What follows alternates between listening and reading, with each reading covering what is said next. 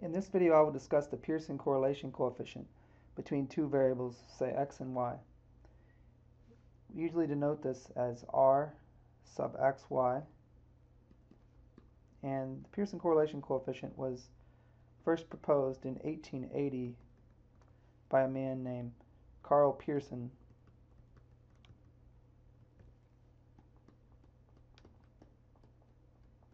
So it's been around for a while. And the context in which he proposed this correlation was he was trying to find a better way to measure the extent to which two variables move together. Covariance seems to capture that, but covariance suffers from the unfortunate property that it's unbounded and depends on the scale of the variables that you're trying to assess the co-movement of. Whereas the correlation coefficient, the Pearson correlation coefficient, actually doesn't depend on the scale, and it's bounded. It's bounded both above and below. So in the lecture notes, I talk a little bit about the Pearson correlation. Right here, we see that the formula for it is the Pearson correlation between x and y is the covariance between x and y divided by the product of the standard deviations of x and y. We also saw here that the Pearson correlation is bounded above by 1 and below by -1, and we'll talk about that in a sec.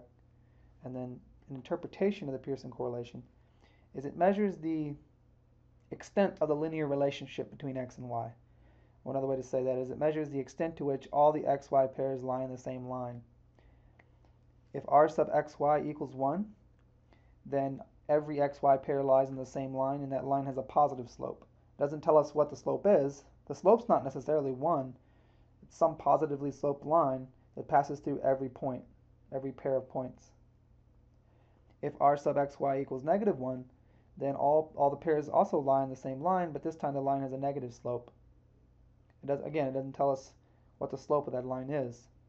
The coefficient from the regression of y on x, when we do linear regression, the coefficient on x, call that beta, that tells you the slope of the line that passes through, the best line that passes through the points. And now that line might not pass through every point, right? So there is a relationship between the Pearson correlation between x and y and the coefficient on x in a linear regression of y on x. There is a relationship, and we might talk, if we have time, we'll get to that relationship here in a little bit, although we might not. So yeah, that's what I've given in the lecture notes, but we're going to go into a lot more detail here in this video. So a little bit of notation before we start. Suppose we have two variables x and y, and on each variable we have n observations. So we have an x1, x2, x3, all the way up to xn.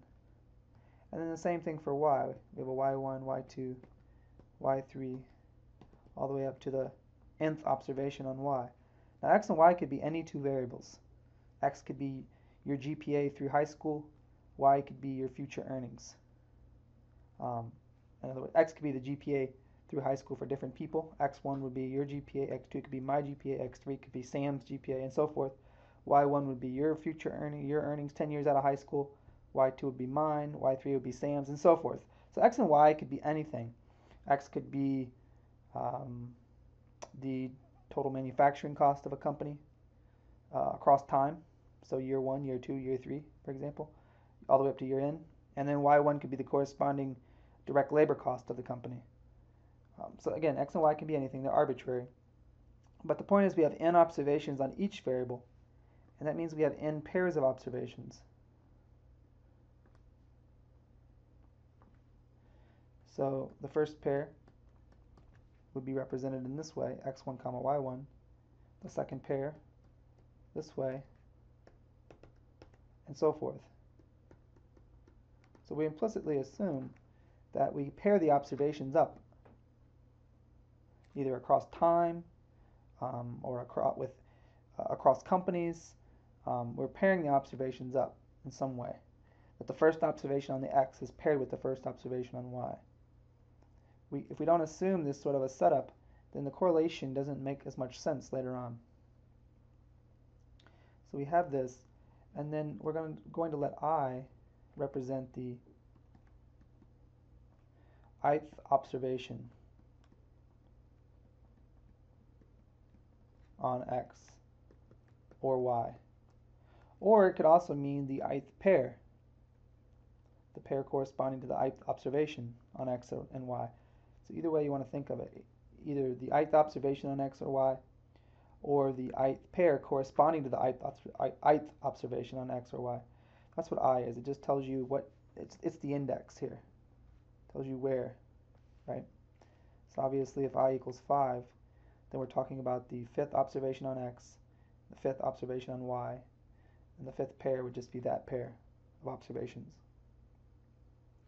So with this notation as a backdrop, let's go ahead and look at an example here. So here we have I goes from 1 to 5. So n is equal to 5 in this example. There are five observations on each variable. We have our two variables, and then x1 is 2, y1 is 8, x2 is 4, y2 is 10. The third observation on x is 3, the third observation on y is 9, and so forth. So we have these 5 pairs. Now let's think about the Pearson correlation between x and y. If we draw a scatter graph plot where we have x on the horizontal axis and y on the vertical axis, we see that every pair of points lies on the same line. You can't get higher correlation than that. And that means that the Pearson correlation between x and y is as high as it can be, 1. Why 1? Why not negative 1? Because the line has a positive slope. As long as the line slopes upward and all pairs lie on that line, actually I should be careful. As long as the line has a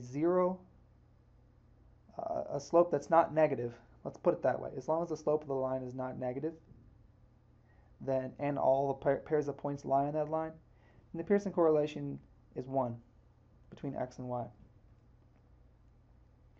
Even if the line has a 0 slope, but we can clearly see all points lie on that line, the slope of the line is 0. The Pearson correlation between x and y in this case is still 1. If the line has a negative slope and all points lie on the same line, then the Pearson correlation would be equal to its lower bound, negative 1. Let me erase some of this before it gets too messy. So you can see that here are the pairs. This is whenever x1 equals 2, y1 equals 8. This particular pair right here is x3, y3.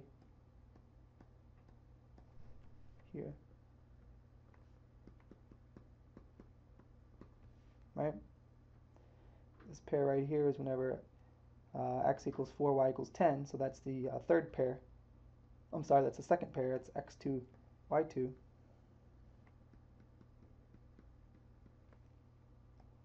And so forth.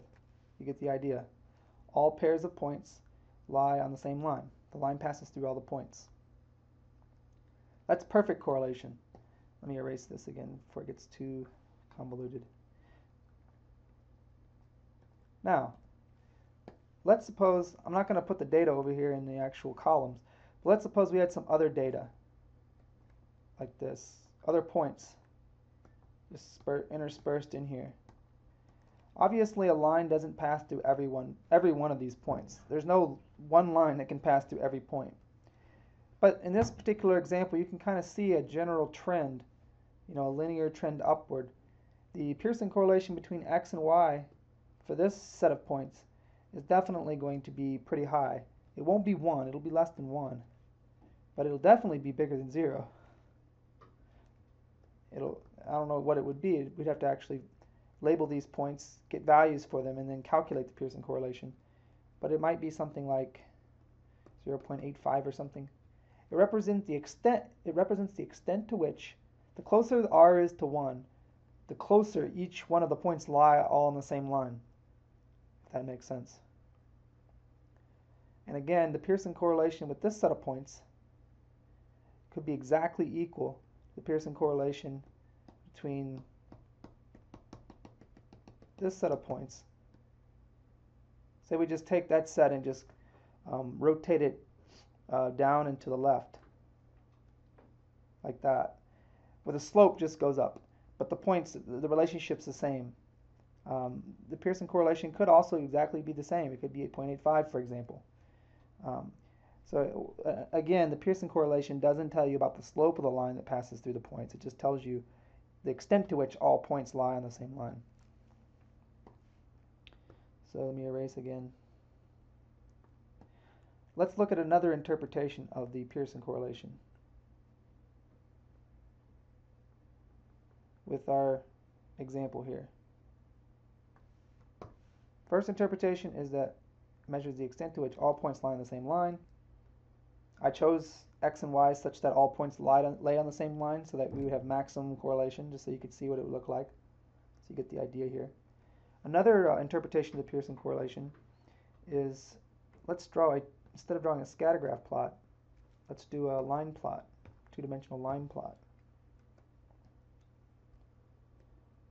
Let's pull this down here.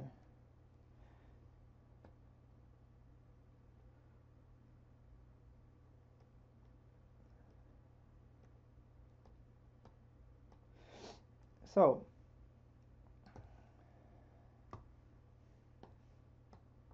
oh, it looks like I had some writing down there. So we have here, with this sort of a plot, we put x and y on the vertical axis, and then I is on the horizontal axis. I tells us which observation. This is another way to interpret the Pearson correlation. When you plot x, you plot the linear, or not necessarily the linear trend, but the trend of x and the trend of y across observations. If the trends are the same, as you can see, then the Pearson correlation between x and y is 1. So let's see this here. Let's see this here. So when I equals 1, then the first observation on x1, right here, is 2, right?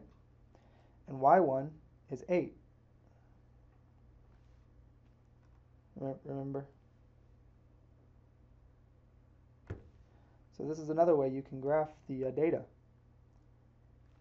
Whenever I equals 2, x2 was 4, and y2 was 10, right? And so forth. This interpretation captures the co-movement idea.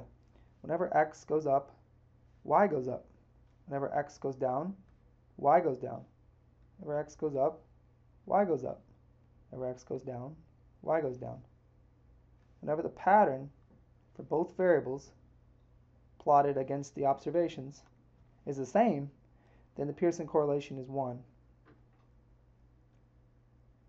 Now I'd kind of need to clarify what I mean by same. Pattern is the same.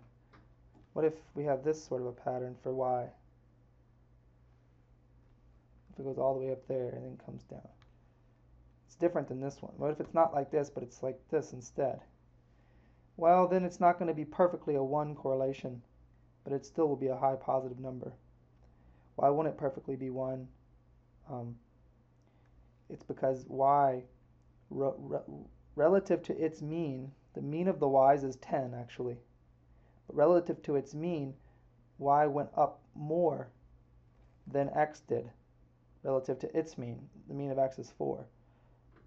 And so what I mean by same pattern is whenever x goes up relative to its mean, to its respective mean, y tends to go up in the same way relative to its respective mean. And if that doesn't happen equally, then the Pearson correlation won't exactly equal 1.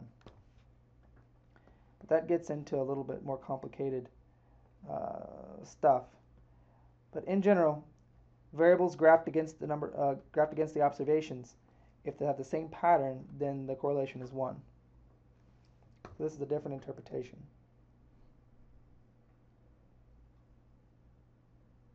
Two different interpretations. Now let's go and actually do some theory and see how to calculate this Pearson correlation. And then we're going to come back and calculate it by hand with this data. So from the lecture notes, we know that the Pearson correlation between x and y is equal to the covariance of x and y divided by the standard deviation of x times the standard deviation of y. Right here. Now, let's I guess let me summarize what's going to happen here next, and then we'll go ahead and do it. So kind of give you a look into what we're going to do. First, we're going to talk about each one of these, the numerator and the denominator. We're going to express the numerator and the denominator in a form that we can actually calculate by hand. Expressed in the way it is right here, you can't calculate this by hand. But we want to calculate the Pearson correlation by hand. I want to show you how to do that. But along the way, we're going to talk about a little theory regarding covariance and things of that nature. I guess the first thing we can talk about is the bounds. We see that the Pearson correlation cannot be bigger than 1 or less than -1. And so, how can we see that? Well, it turns out that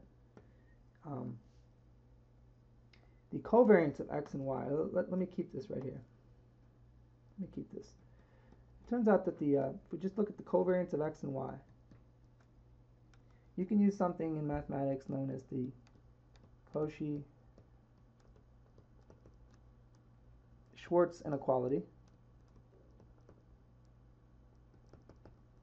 to show that the covariance of x and y cannot be any bigger, so it must be less than or equal to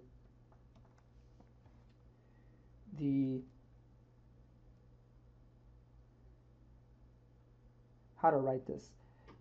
Basically, it has to be less than or equal to the standard deviation of x times the standard deviation of y. You can show this using the Cauchy-Schwarz inequality, which I won't go into. And it can't be any smaller than the negative product. And because of this, that means that r, which is the covariance divided by this product, can't be any bigger than 1 and can't be any smaller than -1. So that takes care of the bounds. So you see why the bounds are the way they are. We would have to show you how to get this though right here, using the Cauchy-Schwarz inequality. How does that imply this particular relationship? Because this immediately implies this up here. Hopefully you see that. I won't go into why this Cauchy-Schwarz inequality implies this. I don't think that's necessary. Alright, now let's talk about let's erase this stuff here. Let's talk about the covariance, the numerator, in more detail.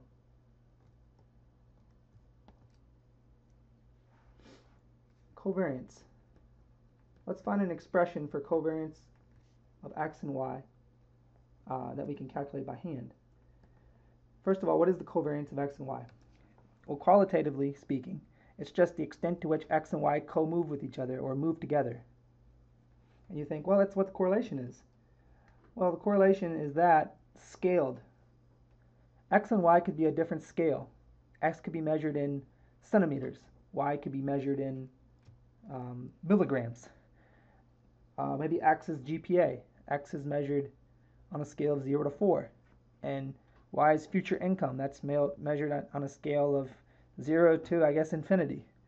So one is measured in units from 0 to 4, and one is measured in dollars from 0 to infinity. The covariance of x and y depends obviously on that scale. The extent to which x and y move together depend on the scale. The reason Carl Pearson's innovation was to take that covariance and scale it by something so that when we compare the covariance of x and y and say the covariance of a and b, we can't compare those directly because x and y might have different scales than a and b. But we can compare the correlation between x and y and the correlation between a and b. We can compare those two correlations once we scale each of the respective covariances by the product of their standard deviations. So if we don't scale covariance, we're trying to compare apples to oranges, and if we do scale covariance, we're comparing apples to apples, basically. Now covariance, it's unbounded. It's not bounded above. It can be as big as possible or as small. It approaches, it could be as high as infinity, positive infinity, or as low as negative infinity. It's unbounded. It's not bounded above nor bounded below. And the way the formula we've come up with for covariance, we had to come up with something that represents the extent to which x and y move together over time. And I'll explain this formula here. This is the definition of the covariance between two variables x and y.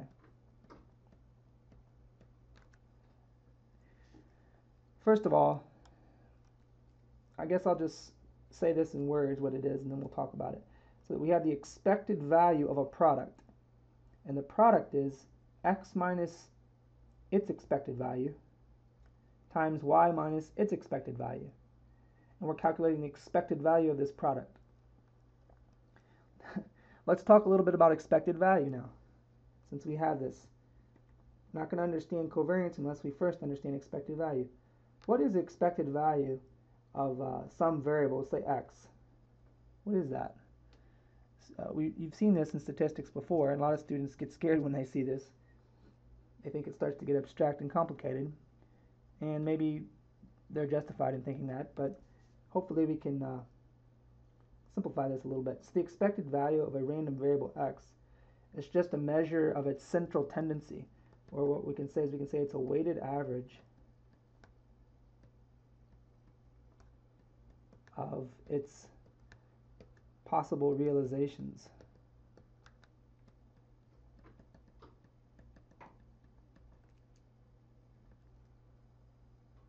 Okay, where the weights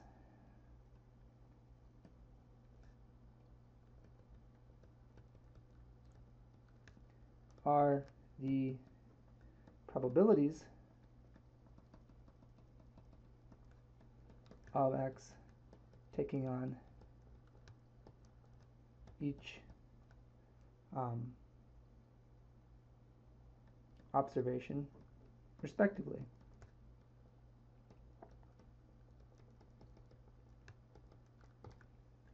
Now that seems a little lengthy. It's just a weighted average is all it is. Let's see,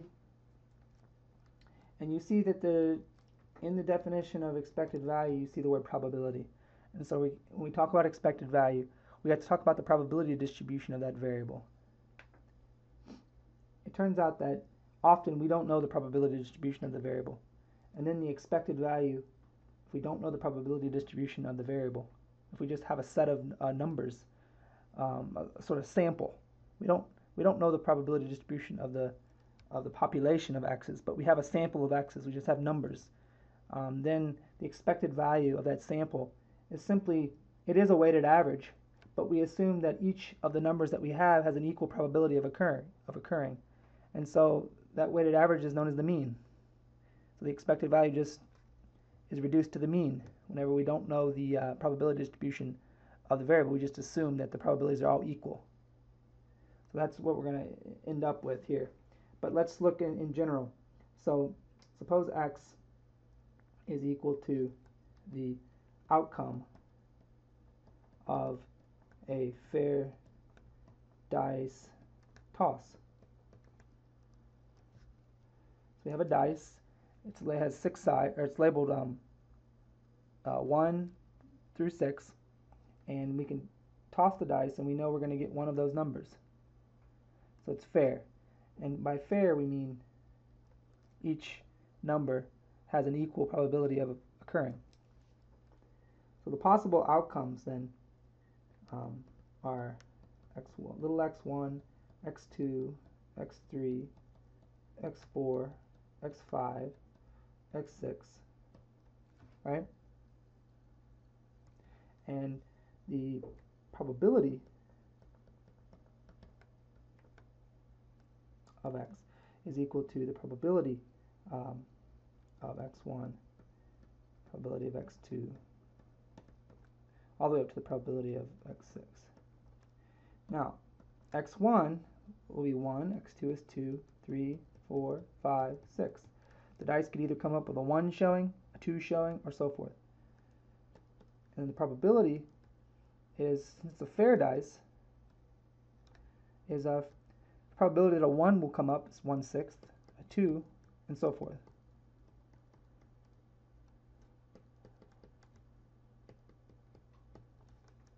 Now the expected value of x is defined as, it's a weighted average where the weights are the probabilities. So it's defined as probability that x equals xi times xi summed over the i's. So in this particular example, the probability that x equals xi is equal to 1/6 for all I, no matter whether I is 1 all the way up to 6. And so what that means is we're going to take 1/6 times x1 plus 1/6 times x2 plus all the way up to 1/6 times x6. In this particular example, n is equal to 6. So 1/6 can be pulled out of the sum. x1 is equal to 1, plus x2 is equal to 2, plus x3 is equal to 3, and so forth.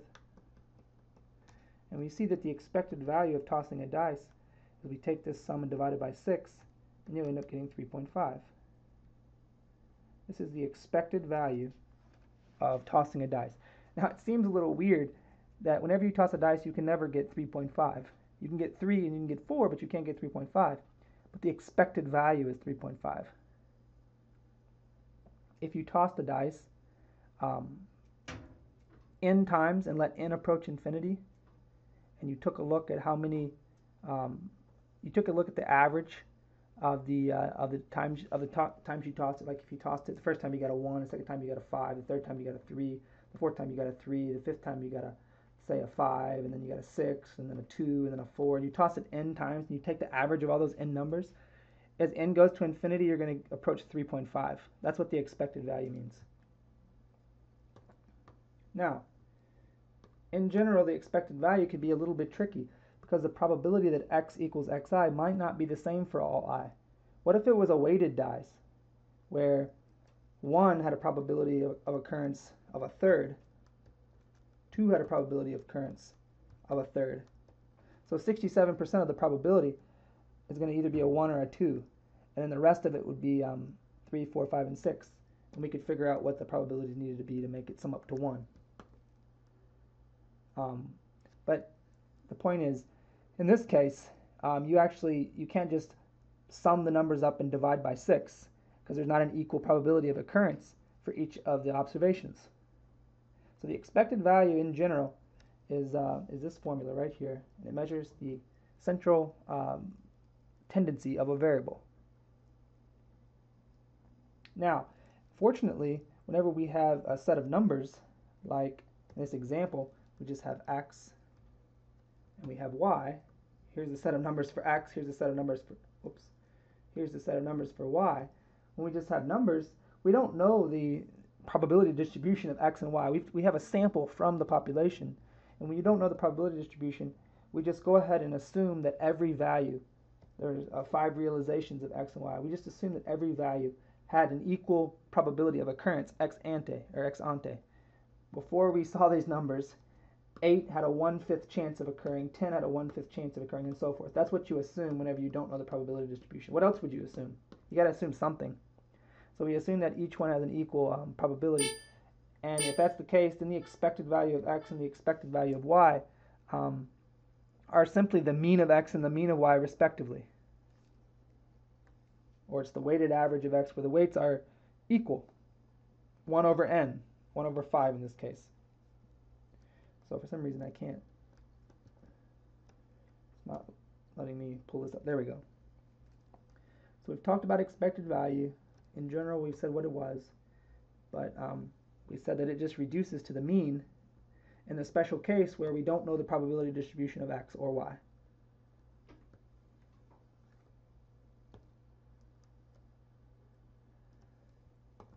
So, since we don't know the probability distribution of x or y, then the covariance of x and y, we can simplify it more. We're going to assume that the expected value of x is just the mean of x. or we'll call that x bar, which is the sum of the x values divided by how many x values there were, n, or a probability of 1 over n for each x value times each x value, sum that up. It's the same thing as the sum of the x's divided by n, right? You can pull the 1/6 out of that sum that we did earlier. We just add the numbers up and divide by 6, for example.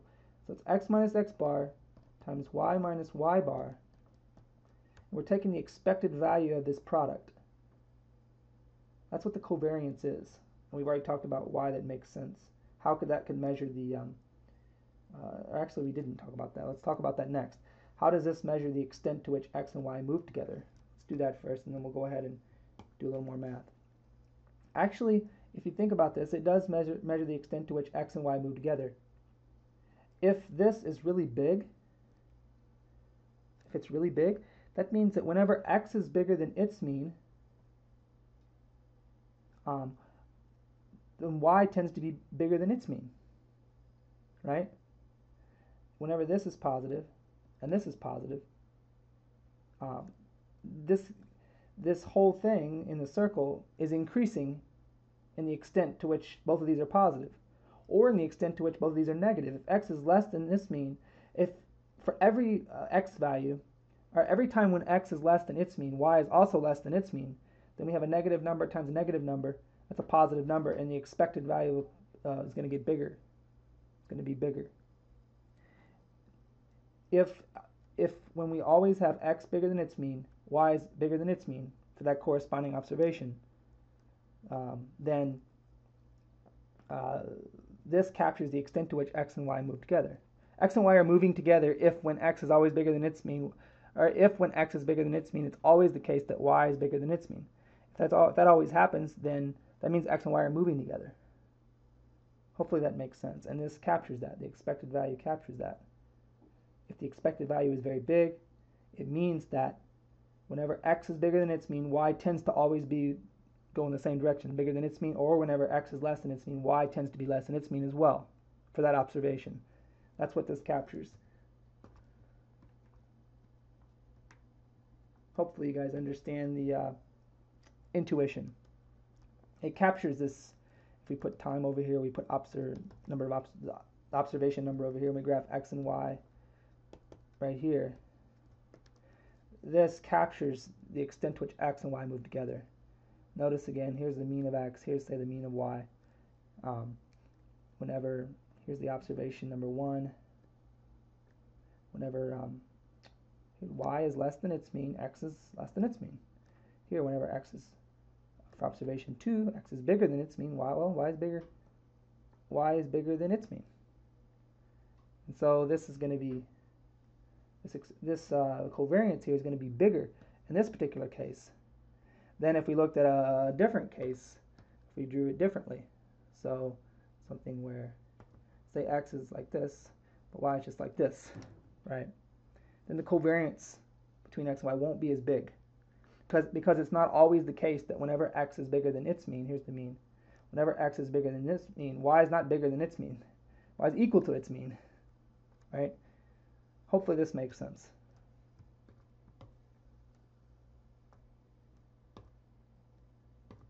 All right, let's put this in a form that we can calculate by hand now. So we can do, this is a product inside. So the expected value of, well, let me get rid of that. We can just do, this times this, plus this times this, this times this, and this times this, right? So we have the expected value of x times y minus x bar, y bar, minus x, y bar, minus x, y bar, minus x bar y plus x bar y bar. The expected value of this sum, now we have a sum, right, inside here. We had an expected value of a product, and we converted it to a sum. Now it turns out that the expected value of a sum is equal to the sum of the expected values. So we can pass the expectation operator within this sum in this way.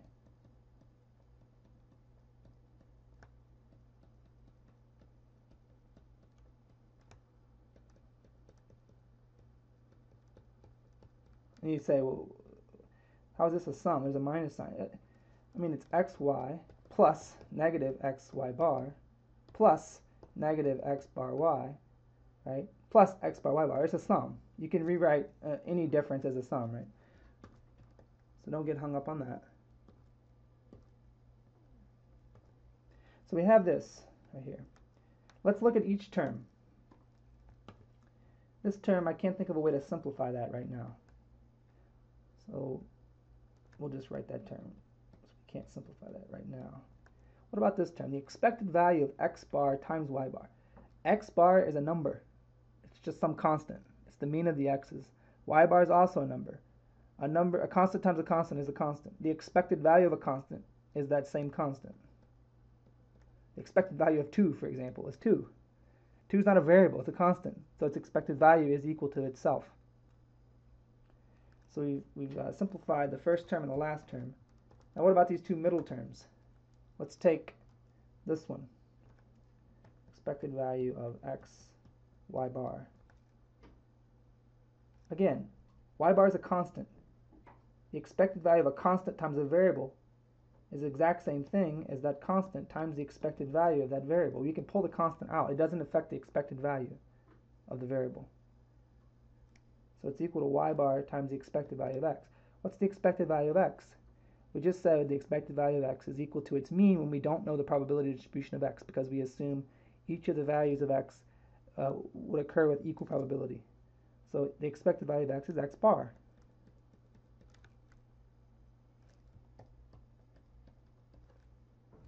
So we have that.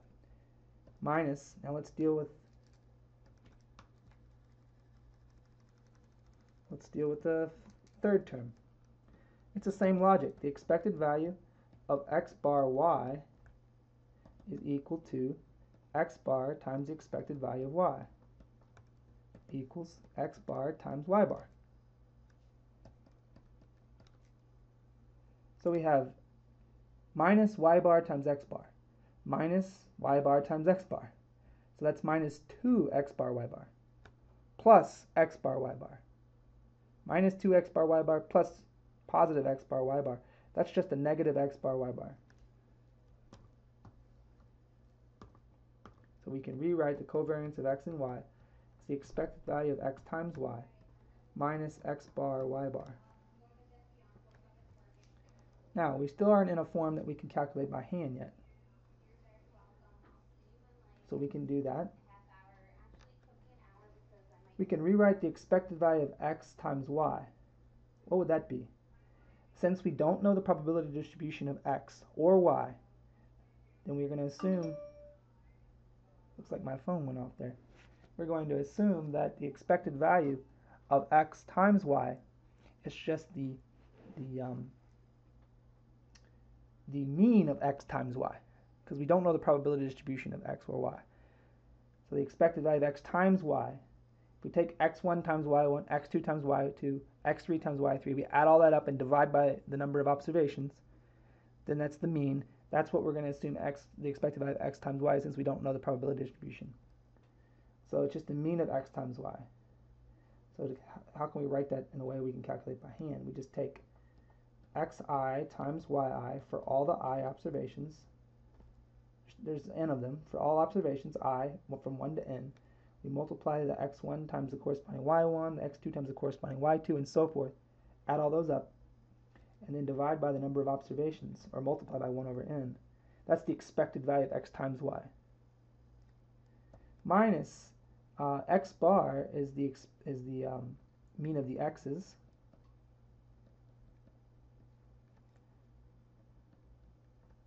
And y bar is the mean of the y's.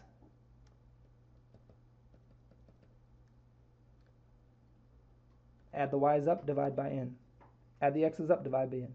This is x bar, this is y bar. Now we're getting closer. We're almost there. We can calculate it now by hand. At least the numerator we can calculate by hand. Let's simplify a little further. We have a 1 over n here times a 1 over n. That's a 1 over n squared. So we have 1 over n times sum. And I'm going to suppress the I from 1 to n because you know what's there. minus 1 over n squared, mean of the x's, or sum of y, or sum of x's, sum of y's, and then what's common to this term and this term? 1 over n is common, so we pull out the 1 over n.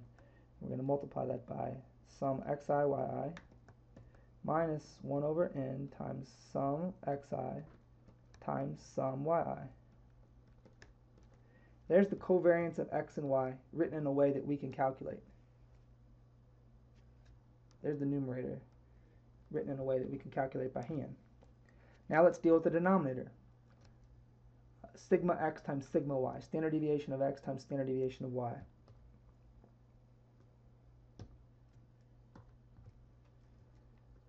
Standard deviation of x is simply square root of the variance of x. The variance of x is the average of the deviation of the squared deviations from the mean of x. So we take each observation on x, we subtract the mean from that observation, and we square the result. And we do that for every observation, and then we sum all those numbers up. And we take that sum and we divide it by n. So it's the average of the squared deviation of the sum of the, it's the average of the squared deviations from x. That's the variance. The standard deviation of x is the square root of the variance. Both the standard deviation and the variance, obviously, they capture, you know this, I'm sure, it captures the variability in x, how spread out the x values are relative to x's mean. If they're very spread out, then the variance is going to be high, and the standard deviation is going to be high. If they're not so spread out, if they're all clustered around the mean, then the variance and the standard deviation will both be lower. And then the standard deviation of y then is just the same thing, except we have y here. Oops. Now I'll suppress the I equals 1 to n. Now when we multiply the two together, then we're going to have, obviously, this times, in other words, if we take the product of the standard deviations, which is the denominator in the correlation, in the Pearson correlation, we're going to have this times this,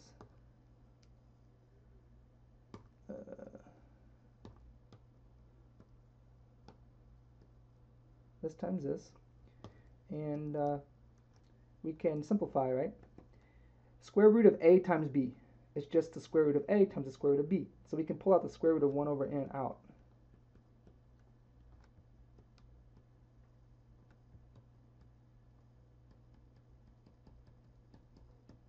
Pull it out. We can pull it out of both of them. This is just algebra. From this point, it's just algebra.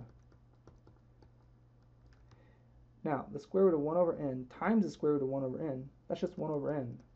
So you have 1 over n times square root sum of the squared deviations for the x's times the square root sum of the squared deviations from the mean of the y's. That is equal to, this is the standard deviation in x times the standard deviation in y. So this is the denominator. So now we have the Pearson correlation in a way that we can calculate it by hand. The numerator is the covariance of x and y, and written in a way that we can calculate it by hand, that would be this right here in the numerator. This is the covariance of x and y divided by the product of the standard deviations. And then in the denominator we have the product of the standard deviations, which is right here.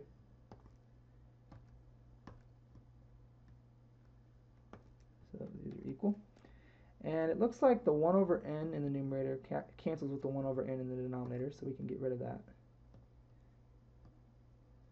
So here's a formula that you can use to calculate the Pearson correlation by hand. I gave you this part in the lecture notes. You can't use that to actually do anything by hand. This is what you'll use if you want to do it by hand. Now let's take this formula. I'm going to box it again. We're going to use this this squared part right here. We're going to use this to do it by hand for this particular example. So we're going to need a sum of the x. We're going to need our data again first. So I 1, 2, 3, 4, 5. X1 was 2, Y1 was 8, 4, 10, 3, 9, 6, 12, 5, 11. That was our data. If you go back right here, here's our data. And we're going to need a column here for the xi times yi. We're going to need a column for the xi's. We have that already, a column for the yi's. We're going to need a column for the xi minus x bar squared. And we're going to need a column for yi minus y bar squared. Let's do the xi times yi first. 2 times 8, 16. 4 times 10, 40. 3 times 9, 27, and so forth. Now, before we do xi minus x bar squared, we got to find x bar. Before we find x bar, we got to find the sum of the x's. So the sum of the x's is equal to 2 plus 4 plus 3 plus 6 plus 5. That's 20. That means x bar equals 20 over 5 equals 4, the mean of the x's. The sum of the y's is equal to 8 plus 10 plus 9 plus 12 plus 11 is 50. And that means y bar is equal to 50 times 1/5 times 1 over n, or 50 divided by n, where n is equal to 5 in this case, 10. Now we can do x bar or xi minus x bar. So x1 minus x bar. So 2 minus 4 is negative 2, and then we squared. That's 4. 4 minus 4 squared. 3 minus 4 squared. 6 minus 4 squared. And then 5 minus 4 squared. Now what about over on the y side? We have y1 minus y bar squared. So 8 minus 10 squared. 10 minus 10 squared. 9 minus 10 squared. 12 minus 10 squared. 11 minus 10 squared. You can see that xi minus x bar squared is equal to yi minus y bar squared for all I. And when that happens, that's an indication that the Pearson correlation is going to be equal to 1. Now we find the sum of the xi's, the sum of the xi times yi, the sum of this product, and that's equal to 16 plus 40 plus 27 plus 72 plus 55. I'm not sure what that is. I think it's 210, if you did that. Yeah, I think so. Then the sum of the xi minus x bar squareds, that's going to be equal to the sum of the yi minus y bar squareds, and that equals 4 plus 0 plus 1 plus 4 plus 1, 10. 10 for both of them, right?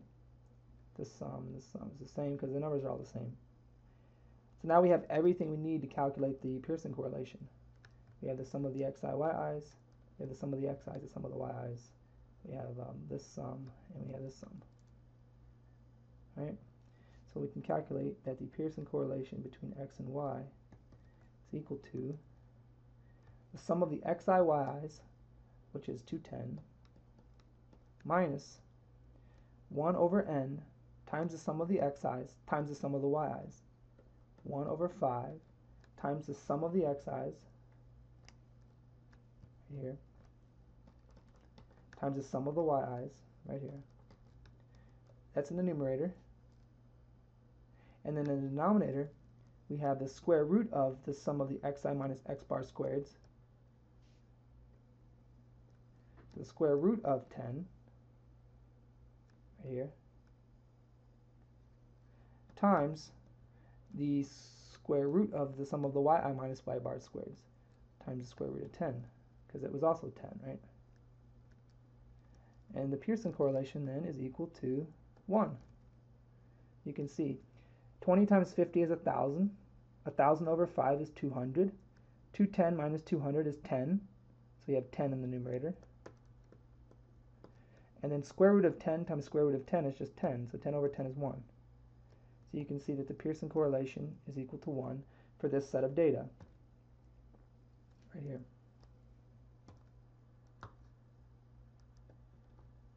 Now let's see that with a formula. So I'll show you a shortcut. You probably all like shortcuts. If you don't have to calculate the Pearson correlation by hand, you definitely don't want to. Now, if I ask you to do it on an exam, you'll have to know. That's why I gave you the formula. But if you want to do it with a shortcut, just there's an Excel formula that does it. And I'm going to need my keyboard right now. So I won't be. Actually, I could probably do it right here. Let's try it. So what you type is, first equals, and then the function is Correl, C-O-R-R-E-L, and then in parentheses, parentheses, and then look, you see the syntax, array 1, comma, array 2. Well, the first variable, array 1, is here, and then we put a comma, and the second variable is here. And this calculates the Pearson correlation, between x and y. B2 through B6, that's x. C2 through C6, that's y. And you hit enter, you can see the answer you get is 1. So calculating it the way Excel does, you get the same answer as the way we did it by hand. So that kind of verifies that, it verifies that we're both equal to each other. Hopefully we're both right. Now there's one other thing before I end this video. You might notice here in my variables, really I have x's, I have 2, 3, 4, 5, 6, and y 8, 9, 10, 11, 12. But I've just changed the order. And you might wonder, does that affect the Pearson correlation? The answer is no. We can see that. Let's just change the order. So we're going to put 2, 3, 4, 5, 6 here, and 8, 9, 10, 11, 12. I mean, 4 still matched. They're still going to be matched with the same numbers, right? 4 still matched with 10, 3 still matched with 9, and so forth. Let's just change to 3, 9, 4, 10, 5, 11, and 6, 12. And show you that that's, and then recalculate the Pearson correlation and show you that it didn't matter. So 3 here, 9 here, 4, 10, 5, 11, 6, 12. Pearson correlation is still 1. The line still passes through every point, so that interpretation is the same. And this interpretation is actually the same even though the lines look different than they did before. The point is that the lines look, that the pattern in the lines is the same, right? The pattern in y over the observations is the same as the pattern in x. Whenever y goes up, x goes up. Whenever y goes down, x goes down, but you know x and y never go down because we have it to where they're always increasing here, right? So the second interpretation still is valid. The Pearson correlation measures the extent to which the patterns in the two variables across the observations is the same. And the pattern is the same for both variables. Just the pattern changed, but it's the same for both variables. So that ends this video on the Pearson correlation coefficient.